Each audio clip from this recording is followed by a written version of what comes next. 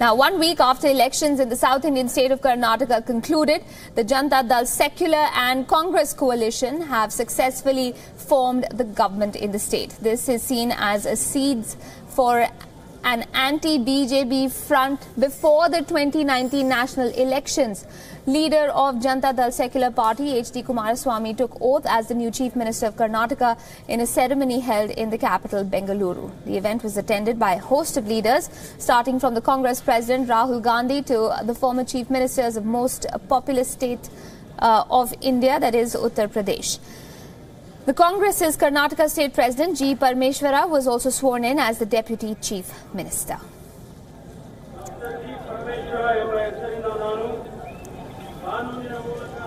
WION's Nishita Virendra is joining me from Bengaluru for more on the story. Nishita, good evening.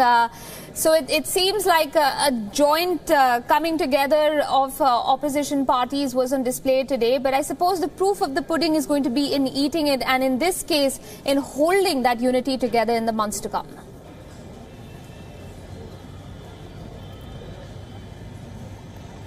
Absolutely, that will be quite a challenge for all these parties. More than an oath-taking ceremony, it was a show of strength of sorts for this anti-BJP front that has been formed, what they would like to call a federal front. It was on the stage right behind me.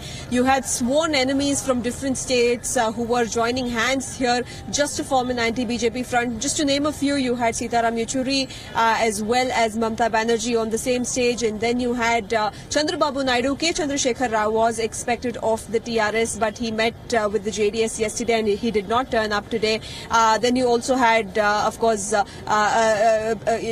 had Akhilesh Yadav as well as Mayawati share stage as well. Of course, they have come together now. So in all, according to Kumaraswamy himself, who's addressing a press conference even as we speak, close to 20 to 25 leaders from different states from across the country were part of this oath-taking ceremony, and it is the first big step, a foundation of sorts being laid for this anti-BJP front. But nonetheless, as you rightly pointed out, a lot of challenges that they will have to deal with. One, too many cooks could spoil the broth, and that is a huge challenge that goes without saying while forming a front like this. And then bringing together rivals on the same platform when the BJP is fighting elections in states like Telangana and Andhra Pradesh, or for that matter even West Bengal, then who will be the primary opponent? And what about the Congress? Will it let its own ambitions get in the way, or will it just play the role of a supporting character, a supporting party, like how it is playing in Karnataka, is the big question that really needs to be raised for this front. But as of now, it seems like they are high on spirits. You had Kamal Hassan, MK Stalin could not make it because of the Tuticorin protests, but Kamal Hassan, despite going to Tuticorin earlier today, made it to this event. You had Ajit Singh from the Rashtriya Lok Dal as well, and leaders from across platforms who really came here to express solidarity with H.D. Kumaraswamy. And above all, we can say that it was H.D. Devegowda's dream come true of sorts, whether this front forms or not, whether it is successful or not, to have all those leaders on one stage for a foundation for a front like this being laid in Karnataka on the basis of the Karnataka Assembly election results, thanks to the JDS and Congress joining hands. It's a dream come true for Devegowda, we can say. Absolutely, and I suppose the word optics is often used for Prime Minister Modi and his interaction with leaders on the world stage. But the optics right here tonight were on point, I suppose, looking at the way, as you pointed out, so many members of opposition parties have come together. But going back to that anti-BJP sentiment, Nishita, that seems to be the underlining factor over here. Do you think also the Congress choosing to sort of take a step back and allow the JDS to, come to the forefront as far as calling the shots in Karnataka goes, in some ways demonstrates the sentiment within the party when it comes to the larger question of how it's going to tackle the 2019 elections?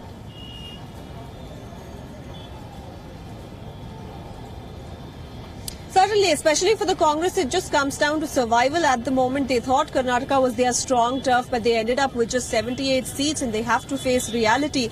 But whether they will only play the role of a supporting character, say for example, If not in Karnataka, then what about in a state like Telangana, where K. Chandrasekhar Rao's primary opponent is the Congress? So K. Chandrasekhar Rao did not attend the function today, but he's someone who has strongly propagated a third front, which is a non-Congress, non-BJP front. So what is Congress's role in this entire front? Well, it will most of these regional parties, these federal parties will want Congress to play the role of a supporting character, as they will need a face from the Congress as well. But it is going to prove to be quite a challenge. Say for instance, in the state of Tamil Nadu, you have M.K. Stalin as well as Kamal Hassan coming to this. If murmurs are to be believed, then even Rajnikant was invited, but he did not really turn up for this event. So how are they going to choose the primary opponent against the BJP? And another interesting factor that was highlighted by many is that many of these parties that assembled here, that are being termed as the federal front, were actually parties that were allies of the Congress. So is the Congress being weakened further by all these parties joining hands, and instead of weakening the BJP, instead of putting the BJP on one end and everyone else on the other, is it Congress being counter-defeated altogether? All right, Nishchita, thank you for getting us that informed perspective from Bengaluru itself. We'll, of course, reach out to you as and when more developments take place.